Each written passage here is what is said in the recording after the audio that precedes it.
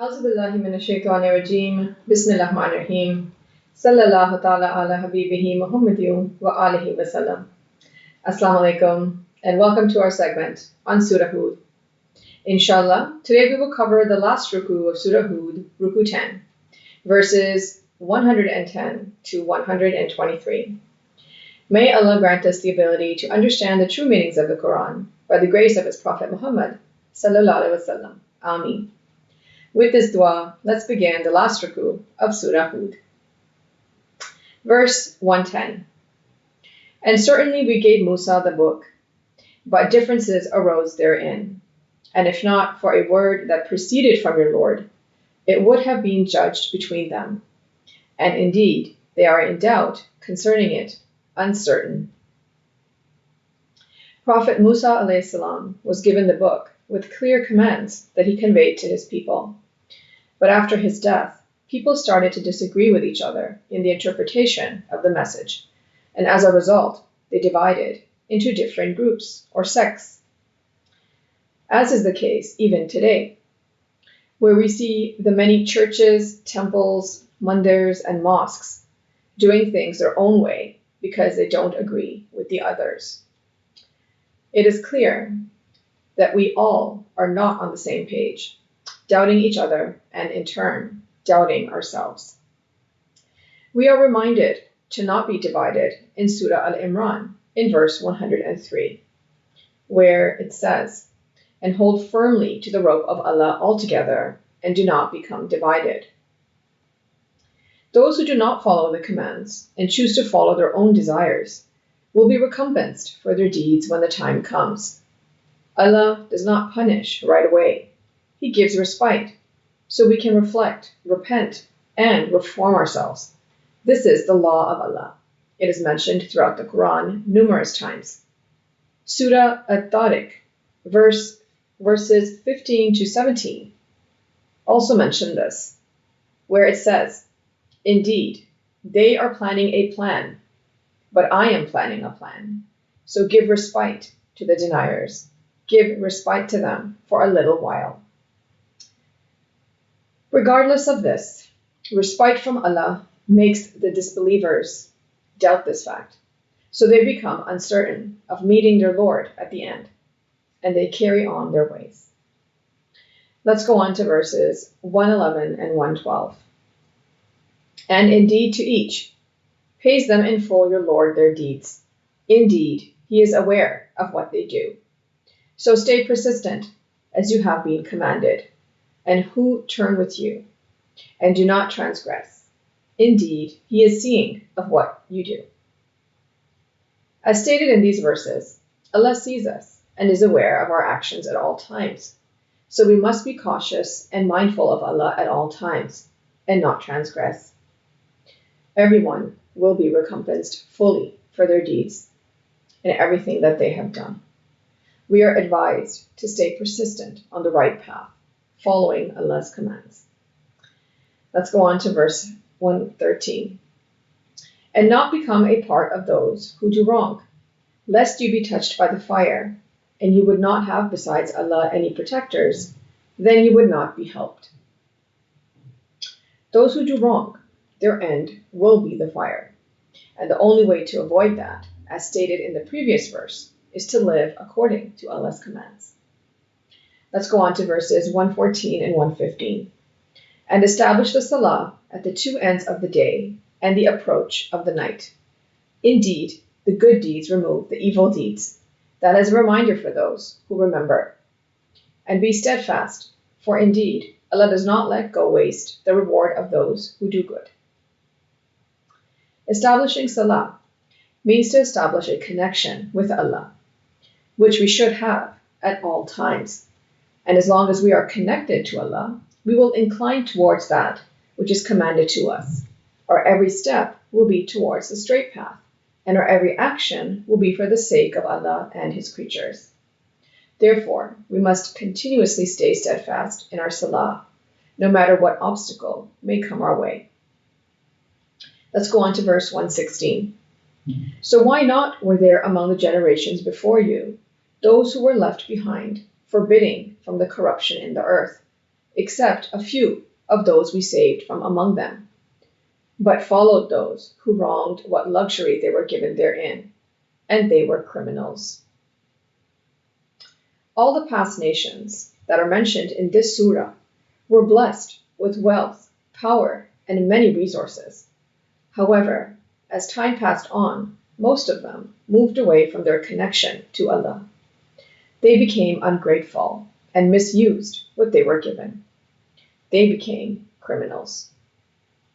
Let's go on to verse 117. And not would your Lord destroy the cities unjustly while their people were reformers. It is the law of Allah that He does not send His punishment onto a nation if they are in the process of making changes to improve themselves. Surah Al-Qasas, verse 59, also mentions this further, where it says, And never would your Lord have destroyed the cities until He had sent to their mother a messenger reciting to them our verses, and we would not destroy the cities except while their people were wrongdoers. Let's go on to verses 118 and 119. And if your Lord willed, He could have made mankind one community, but they will not cease to differ, except whom your Lord has given mercy, and for that He created them. And the word of your Lord will be fulfilled. I will surely fill hell with jinn and the mankind altogether. This world is filled with so much diversity. We see all around us people of all races and cultures practicing different customs and ways of life. This verse states that even if Allah had made all the nations into one big nation, it would not stop them from having their differing interpretations of what is commanded to them by Allah. Only those who are connected with Allah and to whom He has given mercy can truly understand the message and become united. Allah has given us free will to be different within the guidelines. We should try to become united under one banner by following the laws of Allah and His Messenger, sallallahu alaihi wasallam, leaving no room for differences. Those who choose to follow their own interpretation for their personal fulfillment will end up in hell. And this is also mentioned in Surah Al-Araf in verse 179. Let's go on to verse 120. And each we relate to you the news of the messengers, that we may make firm with it your inner heart. And there has come to you in this the truth and a counsel and a reminder for the believers. The law of retribution is irrevocable, and the stories of the past nations are proof of that, as we have read throughout the surah. The purpose of narrating these stories is to warn the disbelievers, but more so, to remind and advise the believers by strengthening their hearts of the reality of the message. Let's go on to verses 121 and 122. And say to those who do not believe, work according to your position. Indeed, we are working. And wait. Indeed, we are waiting. At the end of the day, the message has been delivered to all of us in the Quran. It is up to us to take the time and really understand what is the reality of it and follow it. When the time comes, justice will be served, as the truth always prevails. Everyone is given free will. There is no argument there. The question is, what are you doing and where are you going with it? Let's go on to verse 123. And for Allah is the unseen of the skies and the earth, and to Him will be returned the matter, all of it. So worship Him and put your trust upon Him, and your Lord is not unaware of what you do. In the end, we all have to return to Allah, the true creator and owner of this entire universe. True success lies in serving His creatures and putting our trust in Him. This concludes the last Ruku of Surah Hud. Let's briefly go over what we discussed. As we read the stories of the past nations that were mentioned in Surah Hud, we learned that all the prophets brought the same message: to worship only Allah by serving His creatures and putting our trust in Him. Sadly, a lot of individuals lost their connection and still lose it today with Allah and prioritize their own self-centered desires instead. However, Allah does not immediately punish those who make mistakes. Instead, they are given a chance to reflect and improve themselves before a certain time limit expires. People who follow Allah's commands find success, while wrongdoers face punishment. The histories of the past nations serve as proof of this. We can see where we are headed by comparing our own stories with theirs. The Holy Quran is the final book, and the Holy Prophet ﷺ is the last in the chain of prophets. Our salvation depends on comprehending the Quran and following the blessed Sunnah of the Holy Prophet ﷺ in our daily lives. May Allah grant us the ability to understand the Holy Quran and its true meanings in light of the life and guidance of Prophet Muhammad ﷺ. Ameen. Thank you for joining us for this segment.